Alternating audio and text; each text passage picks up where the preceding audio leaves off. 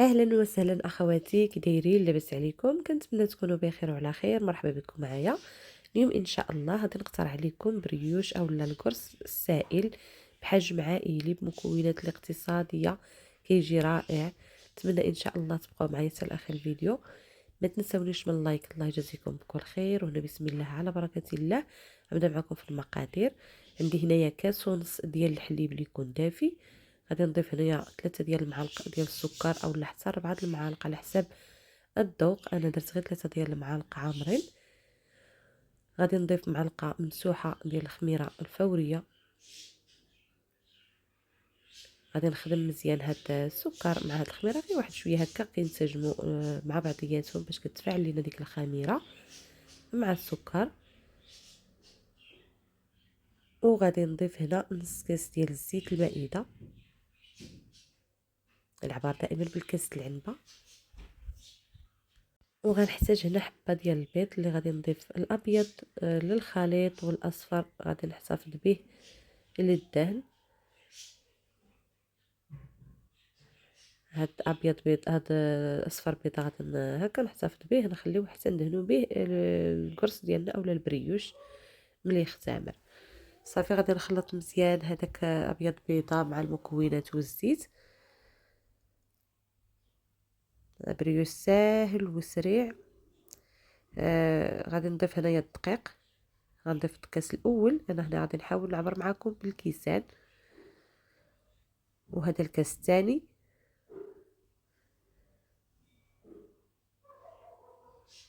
غادي نضيف الملحه ضروريه، كنضيفو حتى المرحله اللي كنبقاو نضيفو الدقيق. وغادي نبدا نخلط هنايا هاد البريوش هذا. ما غاديش نحتاجو نهائيا نعجنوه بالايد ديالنا، فقط غير بالطراب اليدوي اولا بشي مغرفه ديال الخشب باش غادي نعجنوه. يعني ما غاديش تحتاجو لا دلك ولا عجن. وغنضيف هنا واحد الكيس ديال سكر فاني للتنسيم، ممكن تضيفوا حتى ماء الزهر هكا واحد 4 كاس. وغادي نضيف هنا 2 معالق عامرين ديال النافع. بغيتو تهرمشوه واحد شويه وتضيفوه اولا تضيفوه غير هكا، انا ضفتو غير هكا نقيته مزيان وضفتو. هاد الخليط هذا كيعطينا واحد المذاق رائع. ممكن الا ما بغيتوش اولا ما متوفرش عندكم غتكتفيو غير بالفاني، اولا ديروا هذاك الكيس ديال الزهر، هذاك النكهه ديال البرتقال. صافي وضفت الكاس الثالث ديال الدقيق والكيس ديال الخميره ديال الحلويات البيكن باودر. غادي نضيف غير 4 غرام، يعني غير نص كيس ديال الخميره ديال الحلويات، ما غاديش نضيفو الكيس كامل.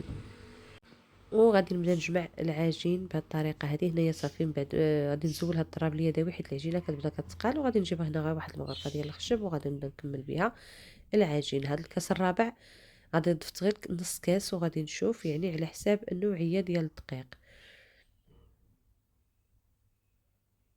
كيف قلت لكم هاد البريوش ما كيحتاج لا عجن ولا دلك، ساهل وسريع، كيجي فش كيجي مقطن.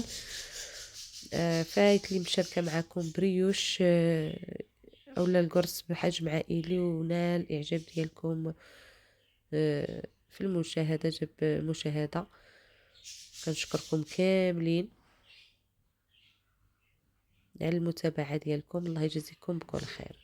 صافي وهنايا كملت 4 ديال الكيسان، يعني هاد البريوش هذا احتاجت له 4 ديال الكيسان ديال الدقيق في هاد المكونات هادو كيف قلت لكم. صافي كنبدا غير بهاد المغرفه هادي. الخليط راه خفيف، ما راه كيتلصق، يعني ما كنتقلوش العجين بزاف، كيكون هذا هو القوام ديالو. كنخدمو غير بهاد المغرفه هكا. هاد العود الخشبي كنبقى بحال ندخل المكونات كاملين كينسجموا مع بعضياتهم. صافي وكنزولوا هذاك العود الخشبي وكندهن يديا بواحد شويه ديال الزيت اولا غير معلقه دهنوها بشويه ديال الزيت وتجمعوا العجينه. يعني ما غاديش نحتاجو كيف قلت لكم لا ندلكوه ولا نعجنوه. بهذه الطريقه هذه اسهل منها ما كاين. صافي ضروري كنديروا ديك شويه ديال الزيت كندهنوا العجينه باش ما كتلصقش كامله في الكيس البلاستيكي. وكنغطي هاد العجين هذا وكنخليه جانبا حتى كيختمر وكيتضاعف الحجم ديالو. راه بسرعه كيختمر. ديروا هكا غير فشي بلاصه دافيه وخليوه دغيا دغيا غتلقاوه اختمر ما شاء الله. صافي. وكان نشوفوا العجينة راها خفيفة وكتلصق في اليد. ضروري العجينة راها كتكون خفيفة، يعني كنساعدو يديكم دائما بشوية ديال الزيت، كندهنو يدينا بواحد شوية ديال الزيت وزولت من هذاك الهواء. كناخد هنا مقيله ديال الحرشه اللي دهنتها بشويه ديال الزبده ورشيتها بشويه ديال الدقيق، وكنفرغ العجين بهذه الطريقه هذه. من بعد ما فرغناها ديك العجينه من الهواء وكنحاولوا كنقرصوها. العجينه كيف قلت لكم كتكون كتلصق. كنستعملوا غير بشويه ديال الزيت كندهنوا في الاول يدينا، وكنحاولوا كنسرحوا العجينه بكل سهوله. ممكن تسرحوها حتى بالمعلقه، راه طريقته سهله وسريع وكيجي رائع، كيجي منسم بالنافع والفاني. صافي. وهنايا من بعد ما كملناه غادي نغطيه بداك الكيس البلاستيكي وغادي نخليوه يختمر للمره الثانيه.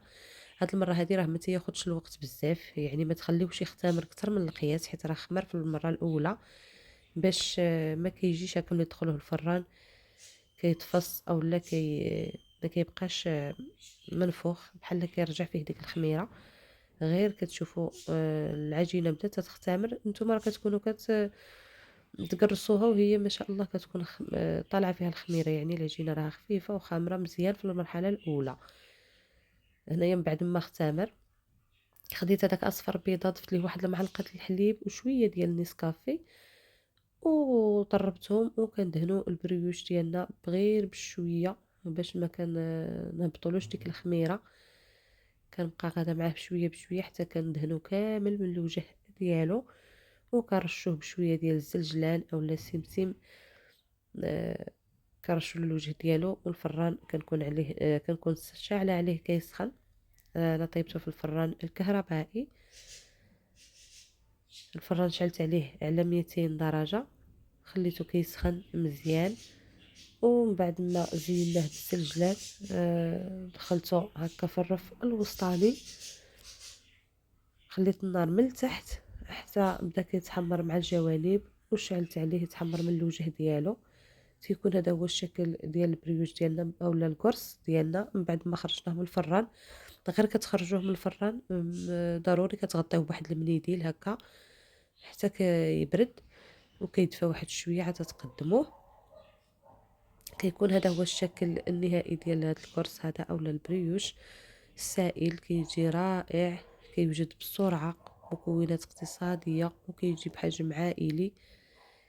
بريوش لي ناجح 100%، اقتصادي كيف شفتوا بدون زبده وبمكونات اللي بسيطه، وكيجي بحجم عائلي. ولا بغيتو ديروه حتى هكا كريسات فرديا ممكن. انا هنا غنحاول نقطعه معاكم تشوفوه كيفاش كيجي ما شاء الله. انا خليته حتى برد مزيان عاد غنقدمه معاكم تشوفوه كيفاش كيجي خفيف خفيف بزاف بزاف، كيجي بحال شي كيكه وكيجي هشيش ومقطن. نتمنى ان شاء الله اخواتي يعجبكم وتجربوه.